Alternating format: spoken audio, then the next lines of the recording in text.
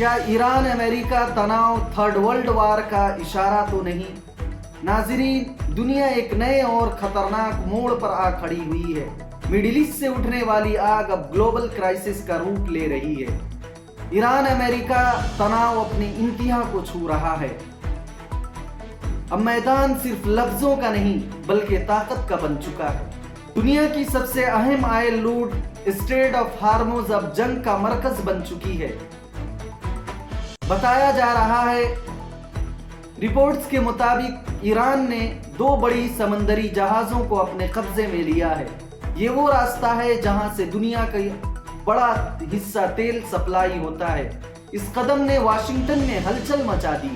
امریکہ کے صدر Donald Trump نے اس واقعے پر ری ایکشن دیتے ہوئے اپنی نیوی کو کھلم کھلا حکم دیا ہے، شوٹ اینڈ کل۔ ناظرین، اب بات صرف وارننگز تک محدود نہیں رہی بلکہ ملٹری ایکشن کے سگنل مل رہے ہیں۔ کیا ہارموز کی لہریں اب خونی جنگوں کا منظر دیکھنے والی ہے؟ اس تناؤ کا اثر صرف مڈل ایسٹ تک محدود نہیں رہا بلکہ یورپ میں فیول کرائسس کے خطرے منڈلا رہے ہیں۔ حتیٰ کہ انٹرنیشنل ایویشن سیکٹر بھی بری طرح متاثر ہو رہے ہیں۔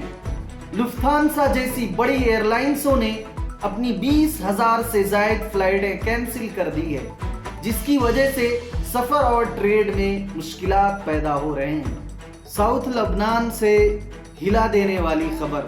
لبنان پر اسرائیلی حملے میں جرنلسٹ امل خلیل ہلاک جبکہ ان کی ساتھی زینب فراز سنگین طور پر زخمی ہے۔ لگاتار حملوں کی وجہ سے گھنٹوں ریسکیو رکا رہا۔ واشنگٹن میں لبنان اور اسرائیل کے درمیان سیدھی بات چیت جاری ہے، لیکن لبنانی وزیر اعظم نواف سلام نے صاف کہہ دیا ہے، جب تک اسرائیلی فوجیں پورے طور پر خالی نہیں کرتی اس وقت تک کوئی معاہدہ قبول نہیں ہوگا۔ انہوں نے اسرائیل کے بفر زون کو بھی سیدھا رد کر دیا ہے۔ کیا ایران اور امریکہ تناؤ تھرڈ ورلڈ وار کا اشارہ تو نہیں؟